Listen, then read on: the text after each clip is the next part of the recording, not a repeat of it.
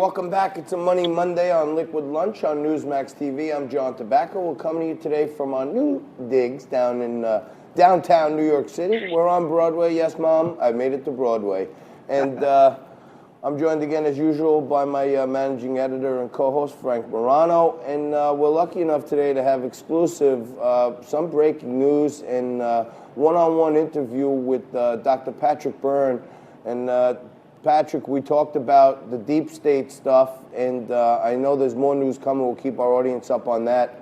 But recently it was reported nationally and internationally that you got into another scrum with the regulators based on a really innovative digital dividend that your company was going to put out, Overtsock.com, when you were the CEO.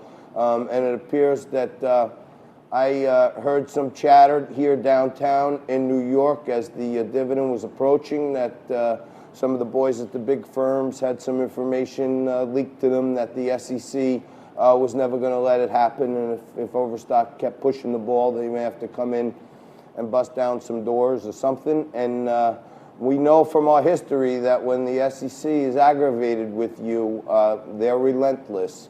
What happened in this situation, and does it relate to the deep state stuff? I left on the morning of Thursday, August 22nd. And I knew the day I had to leave. If I was going to come forward to the public about everything going on, I have to leave. It's going to destroy the company. It's going to draw so much return fire. So truth is, I've been preparing my board for this possibility for really over the course of the summer. I maybe even a little bit longer than that, as I once.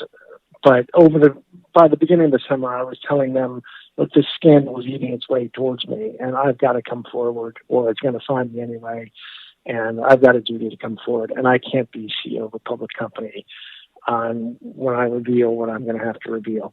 So we've actually been putting, really for 6 months, maybe even a year, I've been, without them knowing, I've been getting things ready for me to leave, and really for the last 3 or 4 months. August 22nd, I left, and I knew that when I left, I had to sell all my stock. And I told some people in the company that, and got prepared and got so I left August 22nd, and I had some lawyers and accountants spend 2 weeks getting up the cycle for you, but because it seems like you jumped your own plan. Well, I'm not sure I follow what you mean. Well, I had read somewhere that you I mean, obviously, if you were a shareholder of record, you would have been due the dividend, but you decided, that you wanted to get out even before that, for the good of the company. I decided when I left August 22nd, I was going to sell. I thought I either had to sell I thought when I left, it had to be September 13th. I wanted to stay in as long as I could.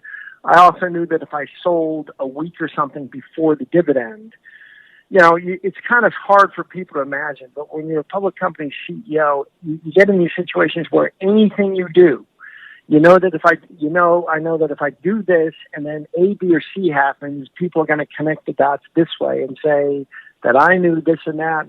But if I do this other thing, then D, E, or F could happen. And if those happen, they're going to connect the dots and say, he really knew this, and this was his secret plan. So whatever you do, someone's going to be able to look back in retrospect, and however things work out, they're going to be able to say, aha, this was the scheme. So the best thing to do was for me to leave the company, get off the board, and sell my stock, and be completely gone from it. So there was no reason for anyone to retaliate against the company. And that was the plan. I left August 22nd. I said, no one give me any, I sent an email, no one give me any information. No one give me any information. I don't want to know any facts, because then if I sell, people are going to say, well, when he sold, it's because he was getting these numbers or those numbers. So I don't want any information. I'm going to Indonesia. I'm going to go scuba diving and be underwater. So I'm completely removed from this process. I left my accountant and lawyer to work through getting the shares moved around into the right accounts, and work with Jones Trading, which has been a good firm, and get everything all set up so they could push the button on push it. But on the other hand, if you push the button too far in front of the record date, which was the 18th, or what was it? Anyway, then that might screw up that might screw up the dividend because people would read into, once it was announced that I had sold, people would read other things into it. So the idea was to get as close to the dividend and then sell all the stock in 3 or 4 days. And that was the way to do the least damage and extricate myself completely from the company. So that was the plan. I'm over in Indonesia, and last weekend on the roof of this wooden sailboat, I get text from John Tobacco, and he's telling me that he's down there in Bobby Van's, where I think you're broadcasting from, and there are people coming in from the big. Say again? We're close to Bobby Van's. We're not there yet, but we'll be there shortly. And yeah, I mean, I told you that, I'm with my club of guys who are from all over Wall Street every day, and we hang out with, they call themselves the Friends of Fermentation. And these are the guys that are, funds that trade through the biggest firms in the world, and these are also, reorg guys and high executives, and they tell me that they're hearing that the SEC is not going to let this thing go down and people should rest easy. And as my friend, I thought it was my duty to let you know what I was hearing. And the SEC had told these brokers that they were going to stop this, is what you told me. Is that a fair summary? Yeah, I think it's a good characterization, but I think the word that was being leaked out was, don't panic, the SEC's going to make sure this doesn't happen. Yeah.